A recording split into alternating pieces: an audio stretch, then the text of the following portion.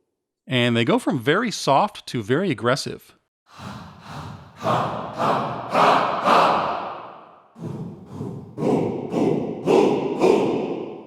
They are set up as pairs here, so you get a little round robin.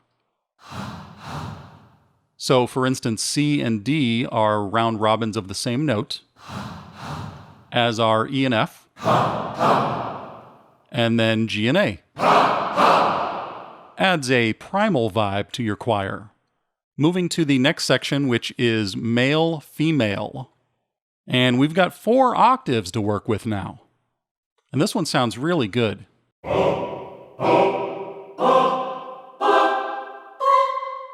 Be aware that we have a split point here at C4. C-sharp 4 and above, we've got just the alto and soprano, the females. And C4 itself, and below, we got bass and tenor. Sounds great if you play them 2 octaves apart like this. And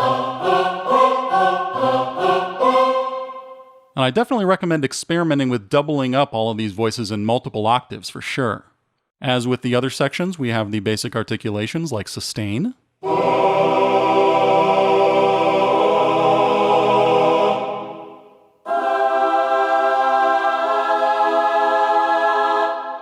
espressivo,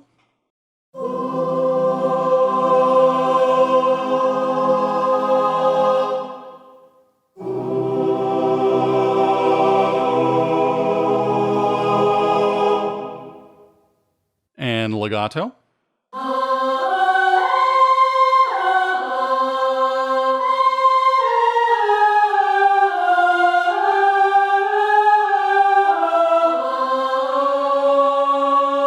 And the soft swell.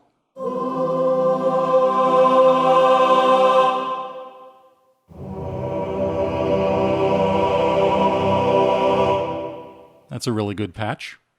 Sforzato.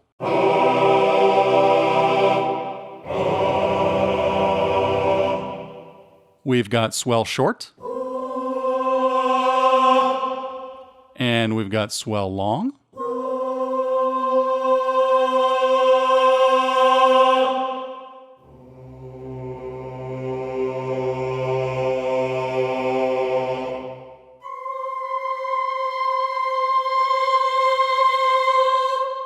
These are also great for transitional moments.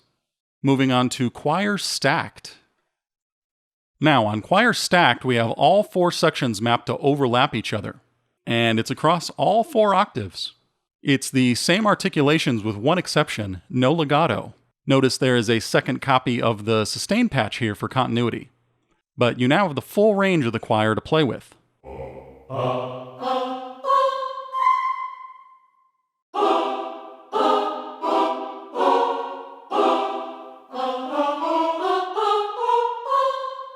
Notice you get a smooth transition between all of the sections of the choir from bass, tenor, alto to soprano.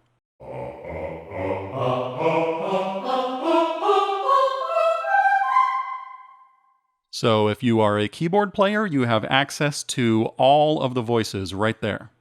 And if you want to access the sections of the choir by themselves, for instance, just the sopranos, you have access to them right here.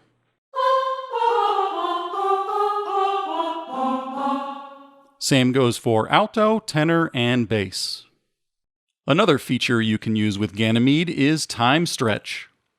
For instance, let's use a simple descending cluster glissando.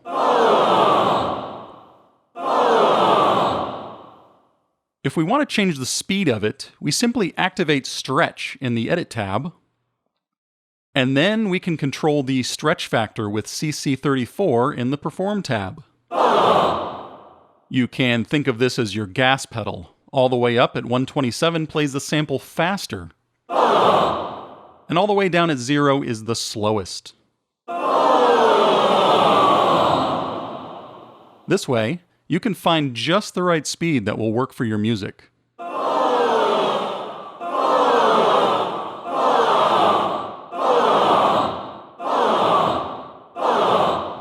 Synchron Player's stretch feature can sync to the tempo in your DAW. Or it can be automated in its own controller lane since it's assigned by default to CC34. And if you want to change the mix of voices, let's say you are in Choir Stacked, inside Synchron Player in the Mix tab, you can individually adjust the sectional mics for the bass, tenor, alto, and soprano individually as you'd like, as well as access the multiple mics already available in the room. And of course, you can start with any of these mixer presets over here on the right and adjust to your own taste. You have EQ, panning, and effects all right inside the Synchron Player. Ganymede is made for blending with any of your other VSL libraries, especially other members of the Big Bang Orchestra series. And that does it for this basic walkthrough of the Big Bang Orchestra Ganymede. I'm Carl King, and be sure to check out all of these libraries and more at the Vienna Symphonic Library website. See you next time.